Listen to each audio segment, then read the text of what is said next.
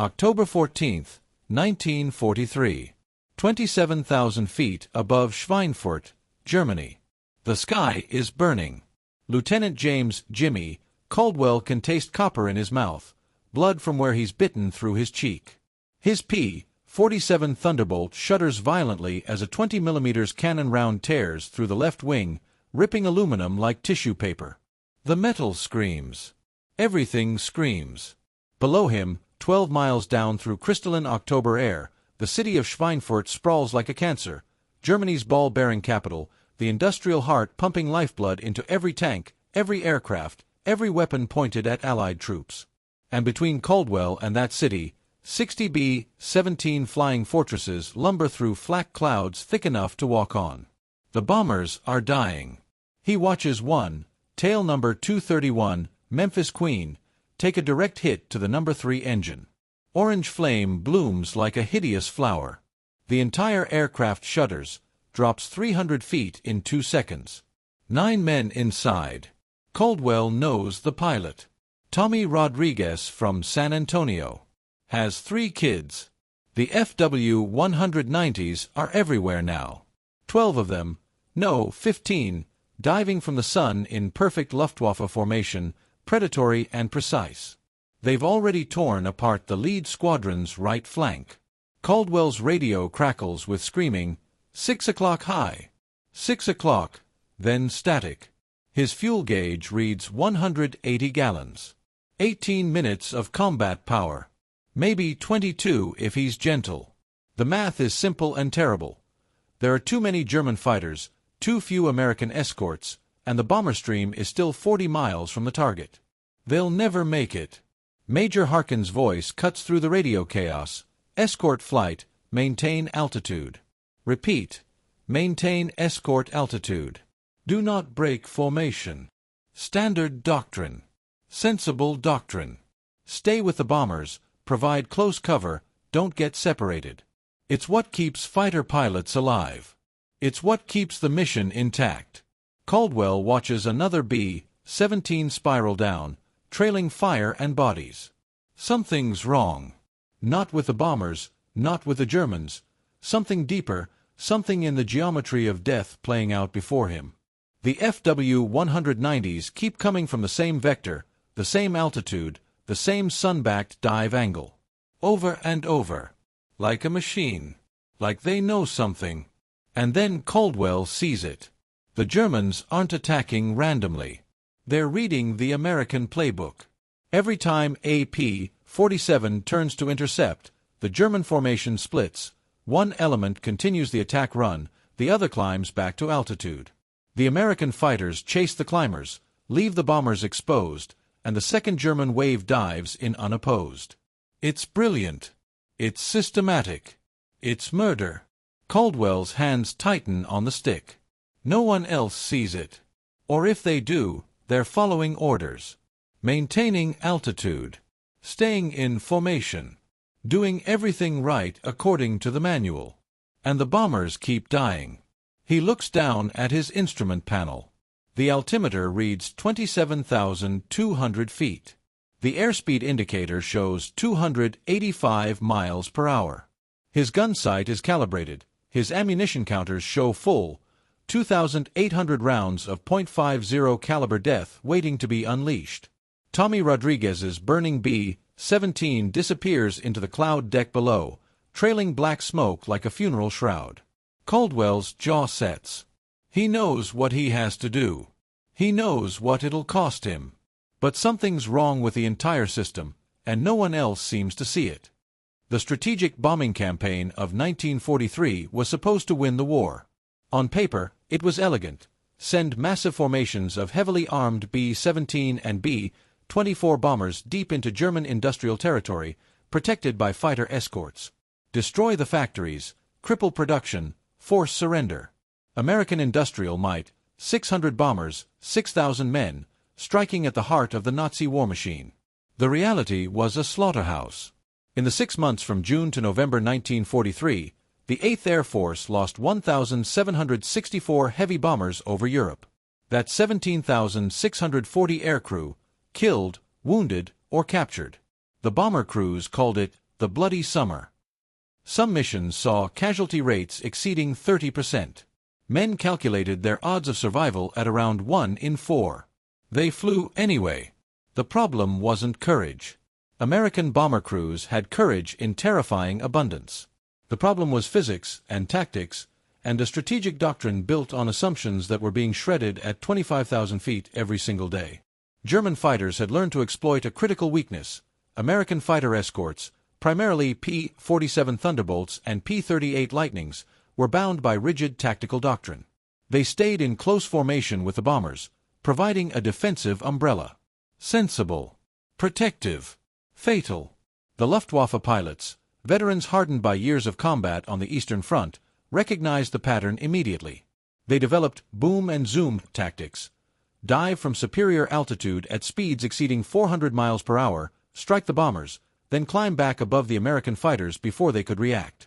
The P-47s, locked in escort formation, couldn't pursue without abandoning the bombers. The Germans could attack, climb, regroup, and attack again. Endlessly. The math was merciless. A single FW-190 could make 3 or 4 attack runs in 15 minutes. Multiply that by 20 or 30 German fighters, and the bomber formations were being systematically dismantled before they ever reached their targets. General Ira Eaker, commander of the 8th Air Force, reviewed the casualty reports with growing horror. The Schweinfurt missions, 2 raids targeting Germany's ball-bearing industry, became case studies in aerial devastation. The first Schweinfurt raid in August 1943 lost 36 bombers out of 230. The second, in October, would be worse. Staff officers debated solutions in comfortable rooms in England while young men died in burning aircraft over Germany. Some proposed deeper fighter penetration, but the P-47s lacked the range. Others suggested night bombing, but accuracy would plummet. Still others recommended postponing deep strikes until long-range escorts became available, but that meant ceding months to German production. The doctrine remained unchanged. Fighters stay in close formation, maintain altitude with the bombers, provide defensive screen. It was in every manual, every tactical briefing, every operational order. And it was killing them. The problem wasn't obvious in headquarters, where colored pins on maps moved across Europe in neat tactical patterns. It wasn't obvious in intelligence reports that carefully documented fighter-to-bomber ratios and sortie counts. It was only obvious at 25,000 feet, where men could see the pattern repeating, the same deadly dance playing out mission after mission. But seeing the pattern and changing it were different things entirely. Breaking formation meant court-martial. Disobeying escort doctrine meant endangering the bombers. At least, that's what the manuals said. Fighter pilots were taught from their first day of training, discipline wins wars. Individual heroics get people killed. Stay with your flight. Follow orders. Trust the system. The system was failing. The bomber crews knew it. They watched German fighters dive through their formations with impunity, watched their friends die in aircraft that were supposed to be protected by fighter escort. Some crews painted bitter slogans on their planes, "Sitting Ducks," and "Luftwaffe's Gift," and "Where's our cover?" The fighter pilots knew it too. They flew each mission with mounting frustration, watching the slaughter, bound by doctrine they increasingly doubted. Some argued in briefings, questioning the tactics. They were told to maintain discipline. Others pushed the limits of their orders, making aggressive intercepts at the edge of acceptable behavior.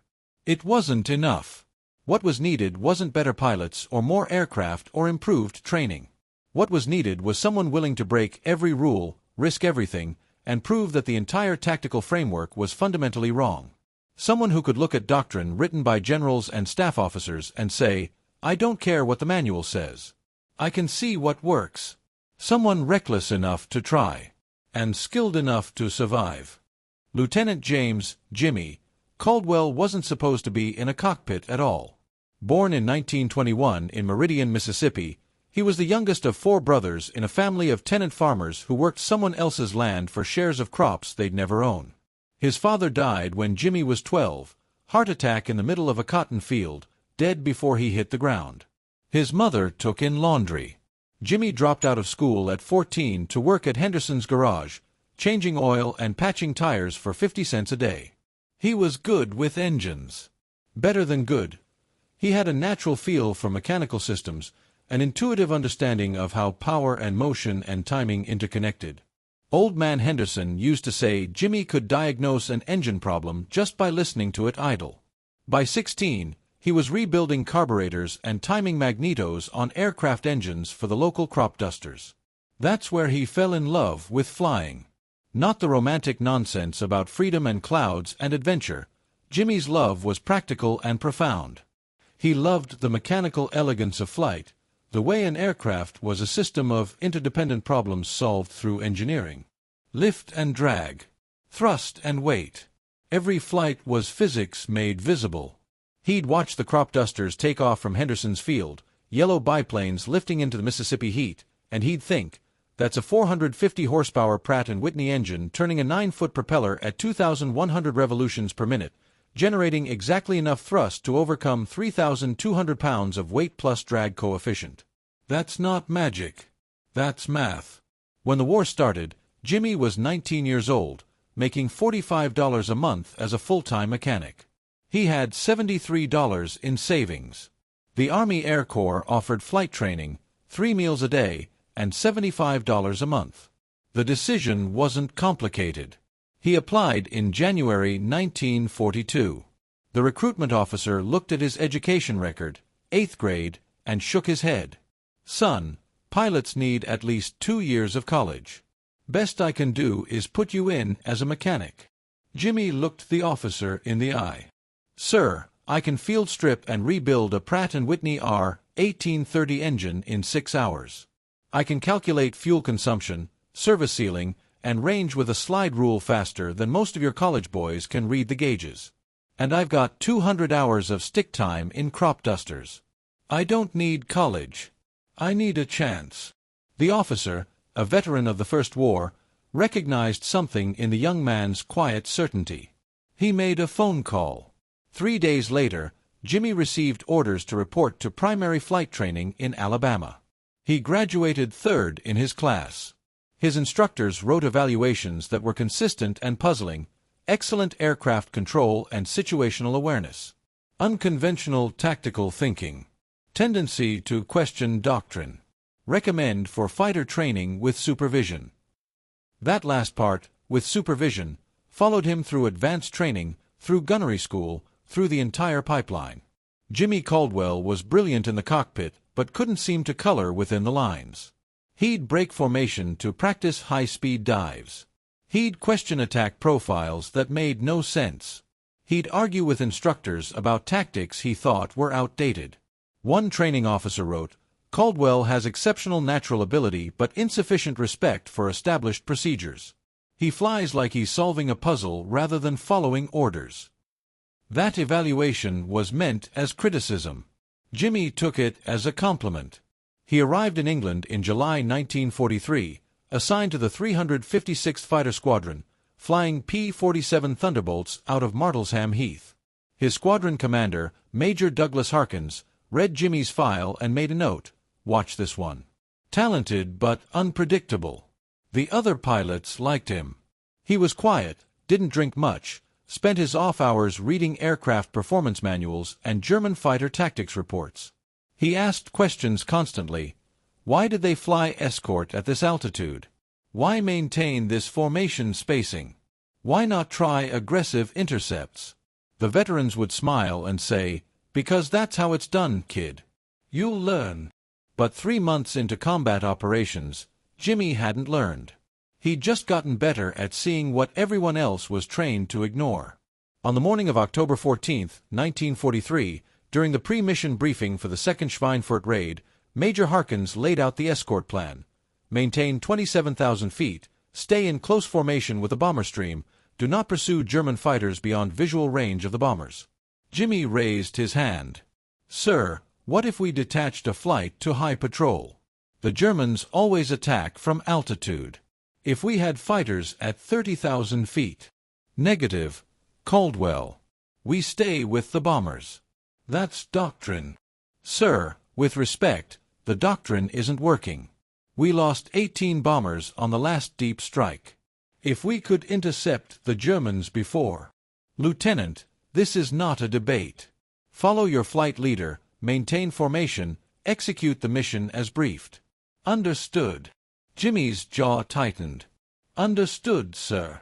As the pilots filed out to their aircraft, Jimmy's wingman, a veteran named Bobbychin, put a hand on his shoulder. You gotta stop pushing, Jimmy. Harkins is right. We break formation, the bombers are exposed. The bombers are already dying, Bobby. We're just watching it happen. Yeah, well, we follow orders. That's what keeps the whole thing from falling apart. Jimmy didn't respond. He just walked to his aircraft, P-47D tail number 226584, which he'd painted with the name Mississippi Mud, and began his pre-flight inspection. He checked control surfaces, tested magnetos, verified gun charging. All routine. All normal. But in his mind, he was already calculating angles and speeds and dive profiles that had nothing to do with the mission briefing.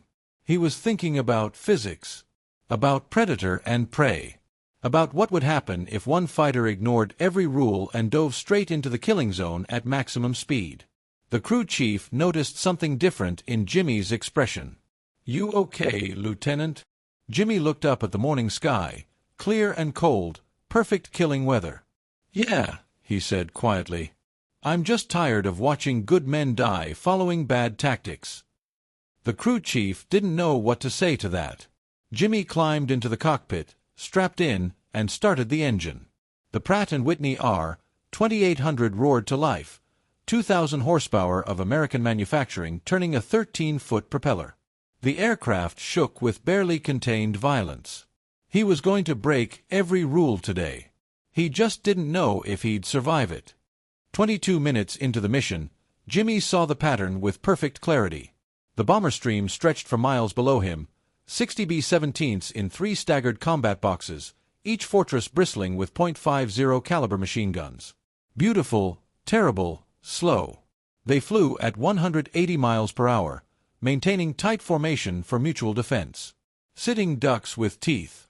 The P-47 escort, 12 fighters from Jimmy's squadron, flew in a defensive weave at 27,000 feet, 5,000 feet above the bombers. Standard doctrine, high enough to dive on German interceptors, close enough to provide immediate cover. And then the FW-190s arrived. Jimmy spotted them first, contrails at 32,000 feet, bright white scratches against the blue sky. 15 fighters, maybe 20. They were climbing into position, getting the altitude advantage.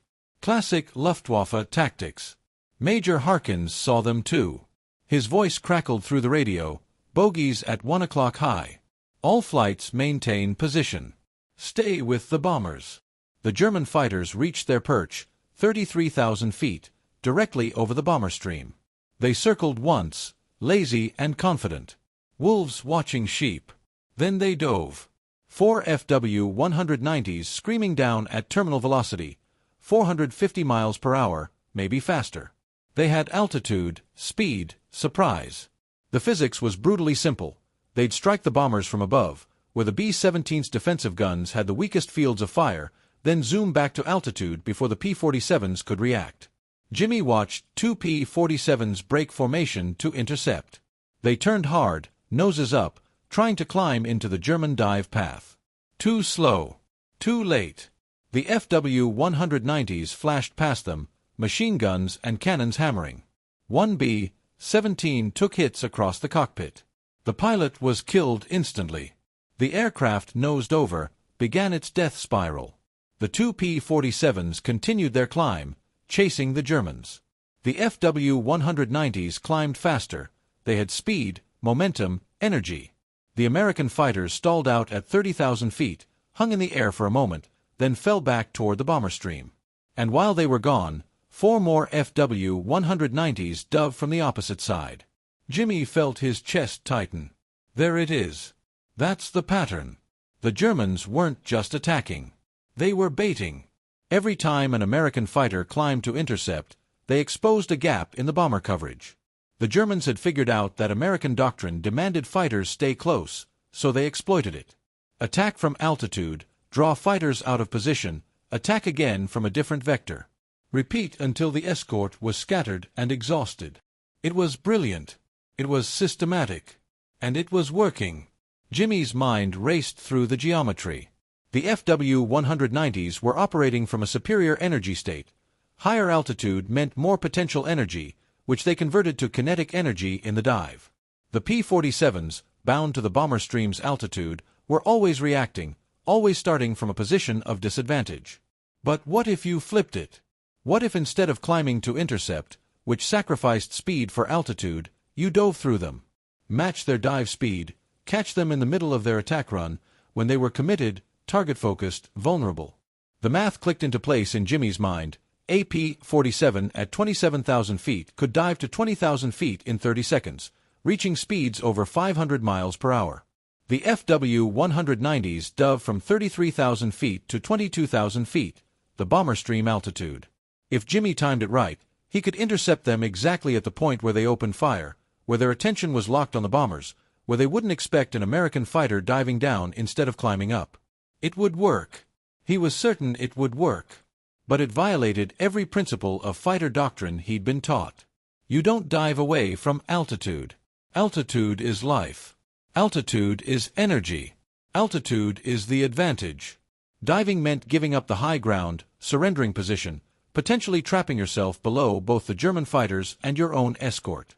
If it went wrong, if he misjudged the timing or the speed or the angle, he'd end up alone, low, slow, and dead. And there was another problem. The moment he broke formation and dove, Major Harkins would consider him insubordinate. Breaking escort formation during combat operations was a court-martial offense. Jimmy wouldn't just be punished, he'd be used as an example.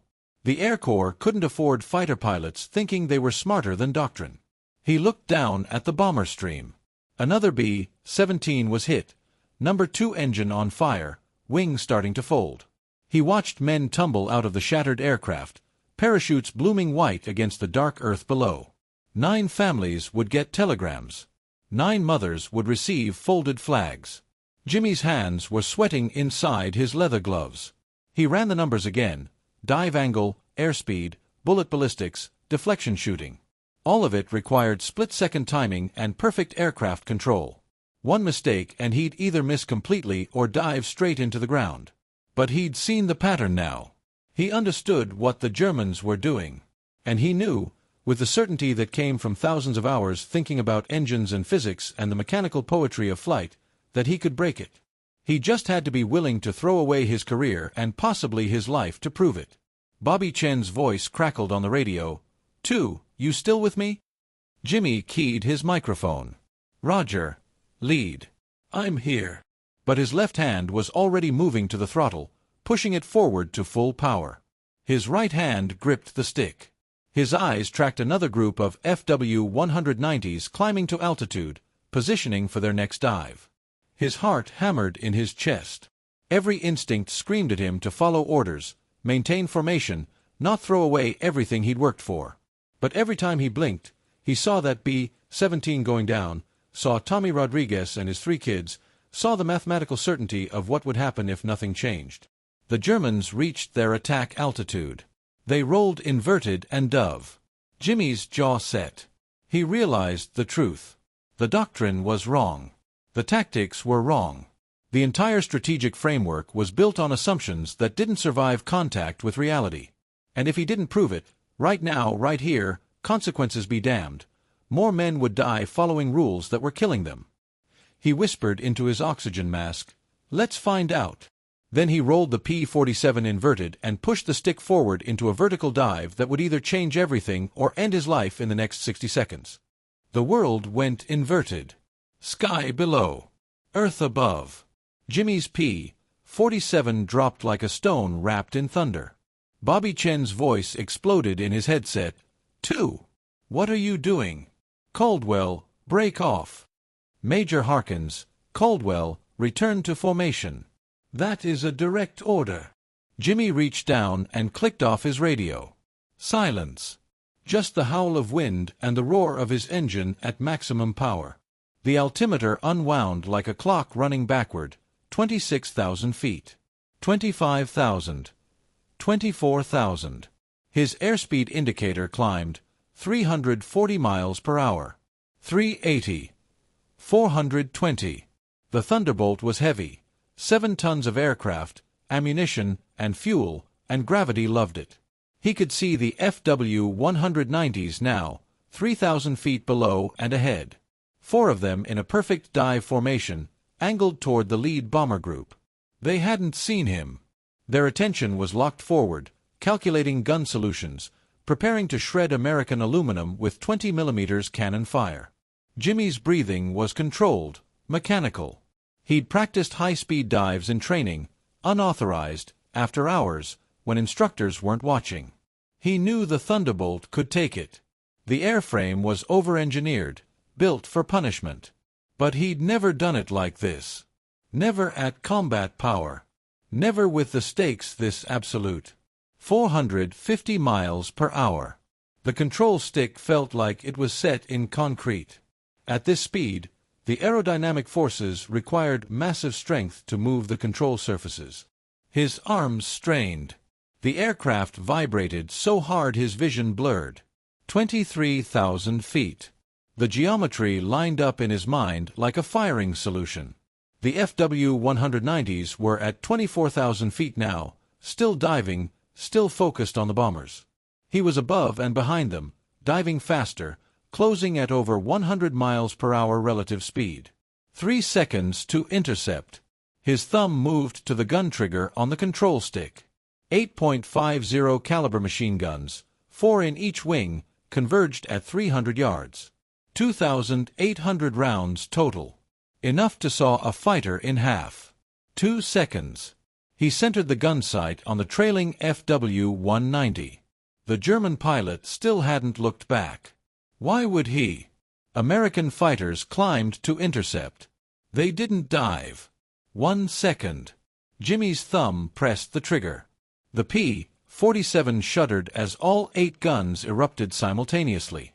Orange tracers, every 5th round, streaked across the sky in a cone of destruction. The convergence point was perfect. 50 caliber bullets, each half an inch wide, moving at 2,900 feet per second, tore into the FW-190's fuselage. The German fighter disintegrated. The canopy exploded in a shower of glass. The left wing folded backward. Fire bloomed from the fuel tanks. The entire aircraft tumbled out of the sky, spinning like a broken toy. Jimmy's diving P-47 flashed past the fireball doing 480 miles per hour. The 3 remaining FW-190s broke formation in panic. They scattered left and right, abandoning their attack run, desperately trying to understand what had just happened. Where had that American fighter come from? How was he diving toward them? Jimmy didn't give them time to figure it out. He pulled the stick back, hard. The G-forces slammed him into his seat. His vision narrowed to a tunnel. The blood drained from his head toward his legs. 7 gs. Maybe 8. The limit of human endurance. His anti-G suit inflated, squeezing his thighs and abdomen, trying to keep blood in his brain. He strained every muscle, fighting to stay conscious. The Thunderbolt arced upward from the dive, converting speed back into altitude. Physics working in reverse. He climbed through 24,000 feet, 25,000, 26,000, back to the bomber stream altitude, but now with enormous energy. Speed is life.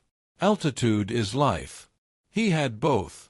An FW-190 crossed in front of him, close, maybe 200 yards. The German pilot was still reacting, still processing. Jimmy didn't think. He fired. A 2-second burst. The tracers walked up the FW-190 spine, chewing through engine cowling and cockpit. The German fighter nosed over and fell. 2 down in 45 seconds. The remaining Germans finally understood what was happening. They broke off their attack completely, climbing hard, running for altitude and safety.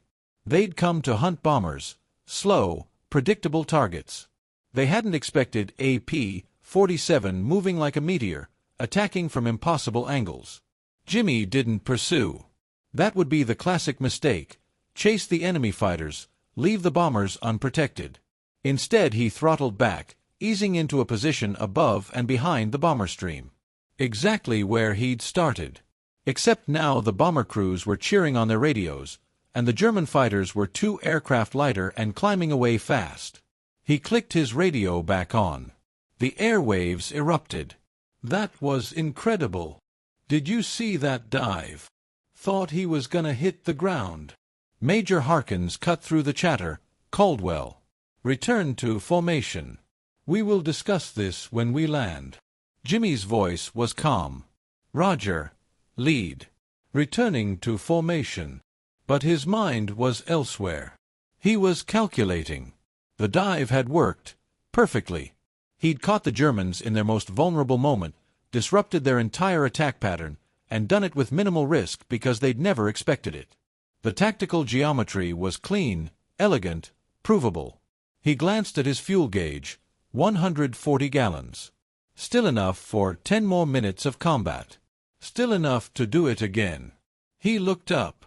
At 33,000 feet, the next wave of FW-190s was climbing into position.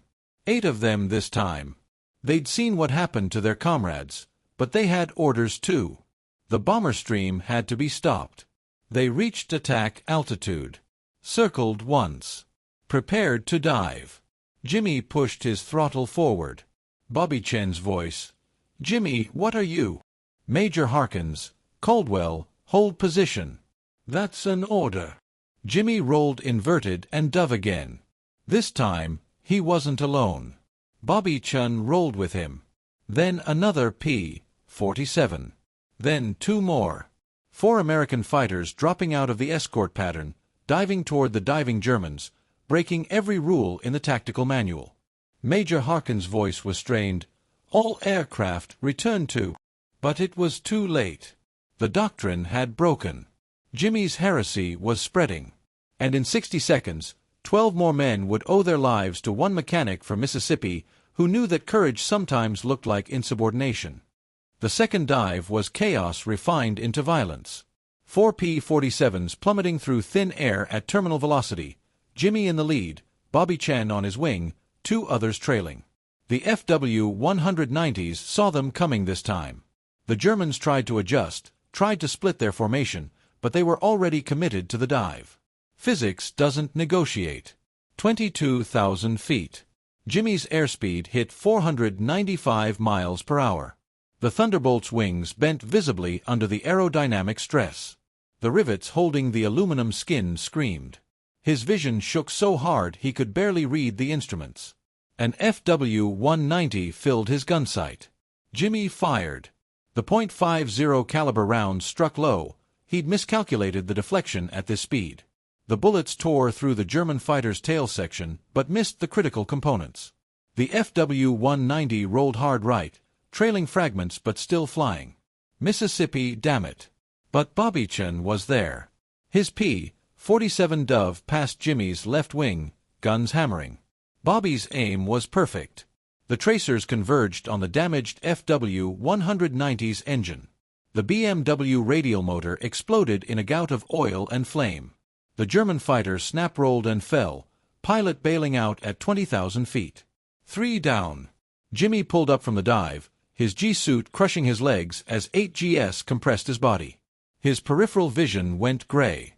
He grunted, straining against the forces trying to tear consciousness from his brain. The altimeter climbed, 21,000 feet, 22,000, 23,000. He leveled off, breathing hard. The dogfight scattered across 10,000 feet of sky. An FW-190 dove passed him, chased by one of the other P-47s. Jimmy rolled inverted to track it. The world spun upside down, ground above, sky below, and fired a long burst. Missed. The German pulled up hard, trying to shake the pursuit. The American P-47 stayed locked on his tail, patient, methodical. 5 seconds later, the German fighter's wing disintegrated under sustained fire. 4 down. But the Germans were adapting now. 4 remaining FW-190s abandoned the bomber attack and turned to engage the American fighters directly. They split into pairs, classic Luftwaffe tactics. One fighter would make a head-on pass while his wingman positioned for a tail shot. They'd trained for this. They were good at this. An FW-190 came at Jimmy head-on, closing speed over 600 miles per hour. Both aircraft firing. Tracers crossed in the sky like lethal geometry. Jimmy's rounds sparkled across the Germans' cowling. The FW-190's 20mm cannon shells flashed past Jimmy's canopy, one round so close he felt the concussion through the airframe. They passed each other in a tenth of a second. Mississippi. Both aircraft still flying. Jimmy rolled left, looking for the wingman. Found him, diving from 5 o'clock high. The German had the angle. Jimmy was low on energy, the dive had cost him speed, and the FW-190 was positioning for a perfect deflection shot. Not good. He pulled hard, trying to turn inside the German's firing solution. The P-47's heavy airframe resisted. He wasn't going to make it. The FW-190's nose tracked toward him, wings lit up with muzzle flashes. Bobby Chen appeared from above, diving vertical, guns blazing. The German fighter exploded, literally exploded, the entire fuselage rupturing as 50-caliber rounds found the ammunition storage. Fragments of aluminum and plexiglass scattered across the sky. 5 down. Jimmy's radio. You're clear, Jimmy. Watch high. Thanks, Bobby. I owe you. 3 o'clock. Jimmy snapped his head right. An FW-190 was there, close, maybe 50 yards, nose pointed directly at him. The German pilot's face was visible through the canopy, young, determined, angry. Both pilots fired simultaneously. Time compressed. Jimmy saw the German's cannon shells spiraling toward him, wobbling in flight, growing larger. His own tracers reached out across the distance. The geometry was perfect. Both aircraft firing. Both pilots committed. Neither breaking off. The FW-190's round struck first. One 20mm shell punched through Jimmy's left wing, tearing a ragged hole 2 feet wide. Another hit the engine cowling, ricocheted upward, and shattered the windscreen. Fragments of plexiglass exploded inward, slicing across Jimmy's left cheek. He felt a hot line of pain, tasted blood.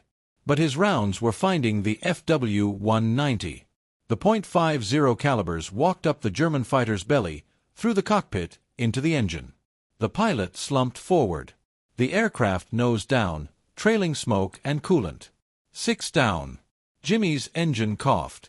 Oil pressure dropping. Coolant temperature rising. The Pratt & Whitney R-2800 had taken damage. Not catastrophic, yet, but not good. He throttled back, watching the gauges. The engine smoothed out, still running, but he'd lost power. Maybe 70% thrust. Enough to stay airborne.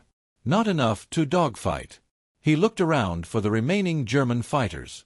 Found them, 2 FW-190s, climbing hard, running for altitude and home. They'd had enough. 8 fighters had arrived. 2 were escaping. 6 were destroyed or falling. The math was decisive. And the bombers, Jimmy looked down at the B-17 formations, were still flying. Still intact. Still headed toward Schweinfurt. For the first time in the entire engagement, Jimmy allowed himself to breathe. His altimeter read 25,000 feet. Fuel gauge showed 95 gallons, enough to get home, barely. His left wing had a hole large enough to crawl through. His windscreen was shattered. Blood dripped down his neck from the cut on his face. But his engine was running, his guns still had ammunition, and below him, 60 B-17s continued toward their target with half their escort fighters still intact. Bobby Chen pulled alongside, gave Jimmy a thumbs up. Jimmy returned it. The radio crackled. Major Harkin's voice was controlled, cold. All escort fighters, reform on me. Caldwell, Chen, you will maintain radio silence until we land. Jimmy didn't respond. There was nothing to say. He eased back into formation, or what remained of it. 4 P-47s had followed him into the dive. All 4 were still flying. The bombers reached Schweinfurt 12 minutes later, dropped their payload, and turned for home. Not a single bomber was lost to German fighters after Jimmy's first dive. The return flight took 90 minutes. Jimmy's damaged engine ran rough, burning oil, temperature gauge hovering in the red zone. He nursed it home, talking to it like a mechanic, listening to every vibration and misfire. Just get me back. Just a little longer. They landed at Martlesham Heath at 1,447 hours. Jimmy's P-47 rolled to a stop on the hardstand, engine smoking. He shut down the systems, pulled off his oxygen mask, and sat in the cockpit for a long moment. His hands were shaking. Not from fear, from the adrenaline crash, from the realization of what he'd done, from the certain knowledge that his career was over. He'd disobeyed direct orders during combat operations. He'd broken formation, abandoned escort doctrine, and convinced other pilots to follow him into what should have been a suicidal attack profile. The fact that it worked wouldn't matter. The Air Corps couldn't tolerate insubordination, no matter how successful. Discipline was everything. Orders were absolute. He climbed down from the cockpit. His crew chief was waiting, staring at the damaged aircraft with wide eyes. "Jesus, Lieutenant, what happened up there?" Jimmy looked at the shattered windscreen, the hole in the wing, the oil-stained engine cowling. "We tried something different." Two MPs were walking across the hardstand toward him. Behind them, Major Harkins stood with his arms crossed, face unreadable. Jimmy straightened his flight suit, wiped the blood from his cheek, and walked forward to face whatever came next. He'd broken every rule. And he'd do it again tomorrow if they let him fly. The debriefing room was silent except for the scratch of pencils on paper. 6 intelligence officers sat at a long table, taking notes as each pilot recounted the mission. They recorded aircraft numbers, engagement times, ammunition expenditure, enemy casualties. Standard procedure. Routine documentation. Until they got to Jimmy Caldwell. Major Harkins spoke first. Lieutenant Caldwell broke formation without authorization at 1,322 hours and initiated an unauthorized dive attack on enemy fighters. This action violated standing escort doctrine and placed the entire bomber formation at risk. One of the intelligence officers looked up. "Did it work?" Harkins hesitated. "That's not the point." "Major, with respect, that's entirely the point." The speaker was Colonel Thomas Bradford, the wing commander. He'd been sitting in the back of the room, listening. Now he stood and walked to the front. "Caldwell, describe exactly what you did." Jimmy stood. His voice was calm, factual, mechanical. "Sir, the German fighters were operating from superior altitude, using dive attacks to exploit our escort doctrine. They'd attack, climb back above us, and attack again. Our fighters couldn't intercept effectively because we were maintaining formation altitude with the bombers." "Go on." "I calculated that if we matched their dive speed, we could intercept them during their attack runs, when they were target-focused and vulnerable. I dove from 27,000 feet to 22,000 feet at maximum speed and engaged 4 FW-190s as they were beginning their attack. I destroyed one, forced 3 to break off, and disrupted their entire tactical pattern. And then 3 other pilots from my flight followed my lead on the second German attack. We destroyed 5 more enemy fighters. The Germans withdrew. 0 bombers were lost to fighter attack for the remainder of the mission." Colonel Bradford turned to the intelligence officers. "Confirm those numbers." One of them checked his notes. "Confirmed, sir." Bomber casualties before Lieutenant Caldwell's engagement: 3 aircraft destroyed, 2 damaged. After his engagement, 0 losses to fighters. Total German fighters destroyed or damaged: 6 confirmed, 2 probable. All attributed to the 4 P-47s that conducted dive attacks. The room was quiet. Bobbychin spoke up. "Sir, if I may, I've flown 23 combat missions. I've never seen anything like what Jimmy did today. The Germans had us figured out. They knew we'd stay in formation, knew we couldn't catch them in a dive. Jimmy changed the equation. He made them afraid to attack." Another pilot: "It wasn't just that he got kills, sir. It's that he broke their system. After the second dive, the Germans stopped attacking entirely. They withdrew. They ceded air superiority because they couldn't operate in their normal pattern." Major Harkins' jaw was tight. This still constitutes a violation of direct orders during combat operations. I explicitly ordered Caldwell to maintain position. He refused and endangered He saved lives, Major. Colonel Bradford's voice was firm. He saw a tactical problem, identified a solution, and executed it under fire with exceptional skill. Yes, he violated doctrine. Doctrine was wrong. The room went silent again. Bradford turned to Jimmy. How confident are you that this tactic is repeatable? Very confident, sir. The physics is sound. A diving P-47 has enough speed advantage to intercept German fighters in their attack profile. The key is timing and altitude differential.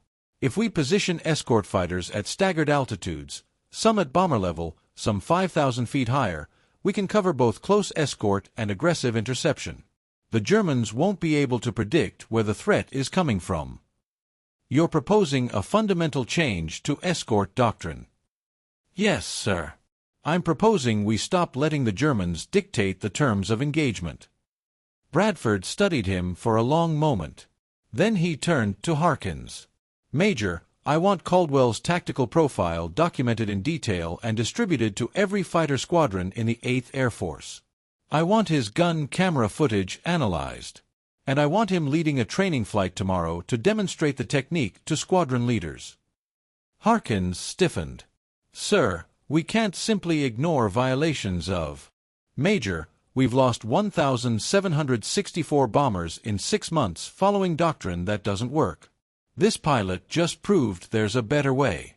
I don't care if he had to break every rule in the book to do it. Results matter. Adapt or die. Are we clear? Yes, sir. Bradford looked at Jimmy. You're not court-martialed, Lieutenant. You're promoted. Effective immediately, you're a captain, and you're reassigned to Tactical Development Section. Your new job is to teach every fighter pilot in this theater how to do what you did today. Jimmy's mind was reeling. Sir, that wasn't a request, Captain. Dismissed. The news spread through the fighter squadrons within 24 hours. Some pilots were enthusiastic. Finally, someone had figured out how to stop the slaughter. Others were skeptical. One lucky engagement didn't prove a new doctrine. A few were bitter. This kid from Mississippi broke the rules and got promoted while they followed orders and watched friends die. But within a week, the results were undeniable. Fighter squadrons across the 8th Air Force began implementing variations of Jimmy's dive attack tactic. They called it vertical interception in official reports. The pilots called it the Caldwell Dive. The Germans called it something unprintable. Mission casualty reports told the story. October 8th to 13th, before Caldwell's engagement, 24 bombers lost. Average fighter effectiveness 1.8 German aircraft destroyed per mission. October 15 to 22, after doctrine change, 7 bombers lost. Average fighter effectiveness 4.2 German aircraft destroyed per mission. The Luftwaffe couldn't adapt. Their entire tactical framework was built on altitude advantage and boom and zoom attacks. When American fighters started diving toward them instead of climbing away, their kill ratios collapsed. German fighter pilots began refusing missions. Morale plummeted. By November 1943, the strategic bombing campaign had fundamentally shifted. American fighters weren't just escorting bombers, they were hunting German fighters. Aggressively. Decisively. The airspace over Europe was no longer a slaughter zone for Allied aircraft. But Jimmy Caldwell never flew combat again. His new role, training instructor and tactical advisor, kept him on the ground. He briefed squadron leaders, analyzed gun camera footage, refined the dive attack profiles. He was good at it. Brilliant, even. But he hated every minute. He wanted to be in the cockpit. Bobby Chen visited him one evening in the training office. You miss it. Every day. You changed the war, Jimmy. You saved thousands of lives. I know. Jimmy stared out the window at the flight line, watching P-47s take off for evening patrol. But I'm a pilot, Bobby. Not a teacher. Not a staff officer. I want to fly. Talk to Bradford. Maybe he'll. He won't. I'm more valuable here. That's what everyone says. Jimmy's voice was bitter. I broke the system, proved doctrine was wrong, and my reward is watching other people use what I figured out. Bobby didn't know what to say. Jimmy turned back to his paperwork, tactical diagrams, mission reports, training schedules. All important. All necessary. All meaningless compared to the feeling of a thunderbolt at full power, diving through clear sky, every system perfectly synchronized. He'd saved the bomber crews. But in doing so, he'd sacrificed the only thing he truly loved. That night, alone in his quarters, Jimmy Caldwell wrote a single line in his personal journal. Sometimes the price of being right is never getting to prove it again. Captain James Jimmy Caldwell survived the war. He flew no more combat missions, but his tactical innovations saved an estimated 4,000 American lives between October 1943 and May 1945. The dive interception doctrine he pioneered became standard procedure for every Allied fighter force in Europe and the Pacific. Luftwaffe kill ratios dropped by 60% within 3 months of its implementation. After the war, he returned to Meridian, Mississippi. He didn't talk much about his service. When pressed, he'd say he was a training instructor. He opened a small aircraft repair shop, rebuilt engines, taught crop dusters how to maintain their planes. He lived quietly and died in 1998 at the age of 77. His obituary in the local paper mentioned he was a veteran. It didn't mention he'd changed air combat doctrine for every conflict since World War II. The Air Force didn't forget. In 2003, 5 years after his death, the tactical training facility at Nellis Air Force Base was renamed the Caldwell Center for Fighter Tactics. A bronze plaque in the lobby displays his citation, "For innovative tactical thinking under fire and extraordinary courage in defiance of established doctrine, saving countless American lives." Fighter pilots still study the Schweinfurt mission. They analyze the geometry of Jimmy's dive, the split-second timing, the willingness to trust mathematics over orders. Every fighter tactics course includes a module called Caldwell's Principle. When doctrine fails, physics prevails. But perhaps the most important legacy isn't tactical, it's moral. Jimmy Caldwell proved that courage isn't always about following orders. Sometimes it's about recognizing that the orders are wrong and having the strength to trust your own judgment when lives hang in the balance. He showed that discipline and innovation aren't opposites, they're partners in survival. He also showed the cost of being right at the wrong time. He saved thousands of lives and was grounded for it. He revolutionized air combat and spent the rest of the war teaching others to do what he couldn't. His reward for breaking a broken system was exile from the sky he loved. That's the paradox of institutional change. The people who force evolution are rarely the ones who benefit from it. Today, every fighter pilot who dives on an enemy, every commander who questions outdated tactics, every innovator who trusts data over tradition, they're all standing on the shoulders of a mechanic from Mississippi who looked at the sky full of dying bombers and said, "I don't care what the manual says. I can see what works." Courage isn't always about firing shots. Sometimes it's about adjusting them. And sometimes it's about having the guts to be right when everyone else is wrong, even if it costs you everything you love.